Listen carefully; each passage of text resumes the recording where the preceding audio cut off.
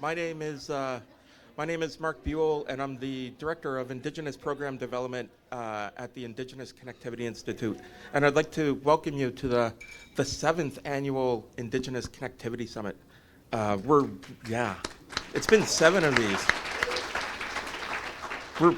We're really happy to be in Anchorage this year. Since we started hosting the summit back in 2017, the first one was in Santa Fe, New Mexico. A community's really built, grown around the summit across North America of people just like you, people who know that Indigenous people should be in control of their digital futures. Whoa. There's a lot of members of that community here today, people like Spencer who've been to every single summit, but there's also a lot of new people, and that makes me really happy, right? This is a community that keeps growing and keeps doing new and good things. But for those of you who haven't been to a summit before, welcome to the family. The summit's a really unique event. We really strongly believe that the knowledge in the room doesn't rest with the people at the front of the room giving the talk. The knowledge is actually the collective, all of us. Because the challenge that we're faced, connecting all Indigenous people to high quality, affordable internet service it's an enormous task. It's daunting.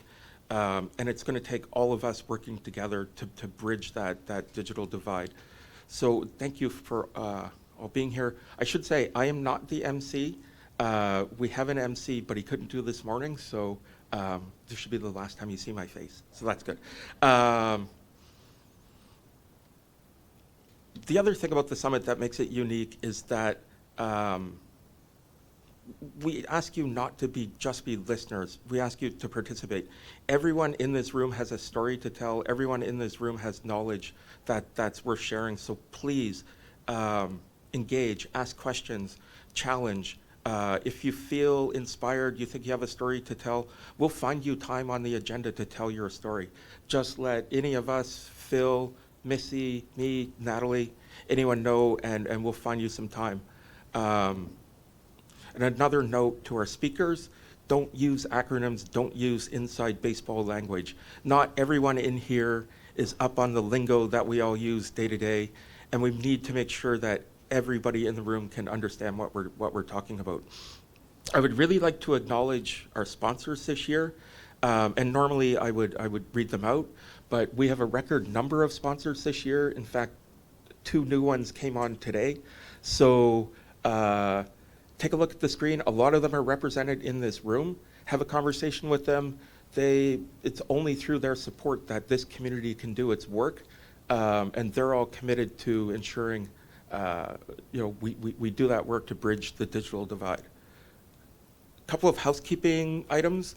We are shooting a documentary here. So over the next couple of days, you'll see Phil in the back and Leanne with a camera doing some filming. If you're not comfortable being on film, just let Phil know or Missy know or me know, and we'll make sure that the camera's not pointed directly at you at any time. Also, one thing year after year participants would really like to do is follow up with people they've met here. So we like to share contact information with the people in the room. If you don't want your contact information shared, go see Missy at the Reg desk and she'll make sure we don't do that. Also, we'll be in this room for most of the next 2.5 days, but on Wednesday afternoon we have a couple of really interesting workshops for people. I think, I really encourage everyone to participate. First, Geeks Without Frontiers is hosting a session called Strength in Numbers. I'm old, I need reading glasses. Strength in Numbers, Leveraging Indigenous Broadband Coalitions for Sustainability, Workforce Development, and Community Engagement. And the Information Technology Disaster Resource Center will have a workshop on keeping your network running during an emergency. We have some breakout rooms here. They'll either be in here or in there, and I highly encourage you to attend those. Finally, if you have any concerns or questions, or if something isn't meeting your expectations, let us know. We're really committed to making sure that your experience here is the best it can be. We really believe this has become a family, right? And we want everyone to come away with what they thought they were going to get when they came here. We want you to feel welcomed, involved, safe. So please, if something's not working for you, let us know. Now, with that, I'd like to invite a woman up who is responsible for us being in Alaska. We got to meet her last year in Winnipeg, and she told us we had to come here, so we're here. So Brittany Woods-Orrison, please.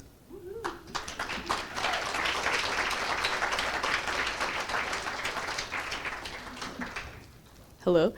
Hi, welcome to everyone. It is such an honor to have so many iconic people in this room during a beautiful season in Alaska. I'd like to acknowledge the Dena'ina land that we are on, and we're going to have an elder speak soon. And for myself, I'm Koikan Dene. I'm from Delath Tanit. It's on the Yukon River in the interior, also known as Rampart, Alaska. I live on Tanana Dene lands in Fairbanks, Alaska. And doing this ICS Summit, the Indigenous Connectivity Summit, has been my heart work. It has been so exciting these past few months, and connecting to my community and bringing this here. I was raised in the village, real tradish. I was fishing, we were on the land, we didn't have running water, there was no internet connectivity, and as it's happening in all of Indian country, there's been the brain drain. We had to move to the city due to the school shutting down, and that was an important part of my journey, and being able to move to the city and connect to other Indigenous people, and also going to meeting and conferences, and being raised by my grandparents and being around their parents and aunties and uncles and learning that knowledge, and also going to a school that had Alaska Native people from all over. I have such pride and love for my community and what we want to do in this state. I did leave the state to go to college, and I traveled learning about different Indigenous people's land, and it was when I was unemployed, when I left my job, and I committed to myself that I didn't want to start another job until I was in a career serving my community, and that took months to find, and there really is just like divine timing, and you know, when you commit to something like that. When my mom, my Ina, she forwarded me this role for the broadband specialist for Native Movement Alaska Public Interest Research Group. When I looked at it, I did not know what telecommunications was. I didn't even know the word broadband, and so it was an intense learning curve. And once I realized what it was everything I had wanted to work on for my community. I grew up in a really big family, and I both seen the successes of my aunts and uncles who were in very political places, who were holding on to our culture, who were defending our foodways and protecting our animals and plants and our waterways. And I also had my family members who could not maintain housing, who struggled with various things. And I knew that there was a huge difference in who was connected to the land and who was connected to the culture. And just as a young person, being in this juxtaposition and having to hold all this, as I was growing up, I was like, this is something I want to work on. This is something I want to work on. This is something I want to do for my people.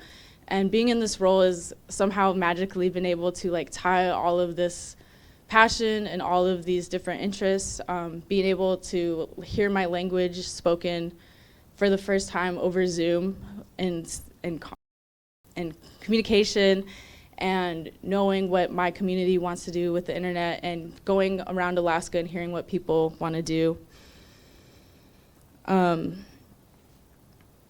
And with that, with my community, they raised me, they gave me so much love in my village, and they told me to dream big, and they supported me to, you know, do so much. And this is how I felt in the digital equity community. This is how I felt in this summit, and so many people here I have been able to email and reach out and ask when I did not know who else to go to. And so I just want to say Anabasi to everyone here. I want to say it is such an honor to be able to help bring this together. It is a thank you for all supporting me in my role, and it's a thank you to my Alaskan community who raised me to be that auntie.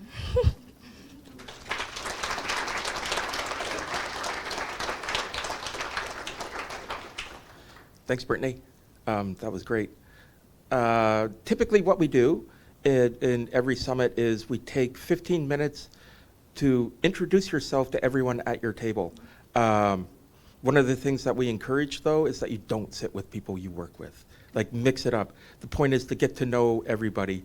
But I think, if we could each introduce ourselves to everyone at your table, just do some networking for about 5 minutes or so, and then we're going to set up a video about the artwork that's on the Summit t-shirts. So please, talk